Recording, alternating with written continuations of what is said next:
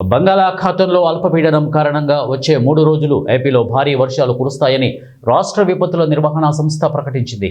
దీని ప్రభావంతో ఉత్తరాంధ్రలో మోస్తారు నుంచి భారీ వర్షాలు, మిగతా జిల్లాల్లో తేలికపాటి నుంచి మోస్తారు వర్షాలు కురిసే అవకాశం ఉందన్నారు ఐఎండీ. ఇక సూచనల ప్రకారం రేపు వాయువ్య బంగాళాఖాతంలో ఒడిశా పశ్చిమ బంగాల్ తీరాలకు ఆనుకొని అల్పపీడనం ఏర్పడే అవకాశం ఉందని విపత్తుల నిర్వహణ సంస్థ మేనేజింగ్ డైరెక్టర్ ప్రకాష్ జైన్ తెలిపారు.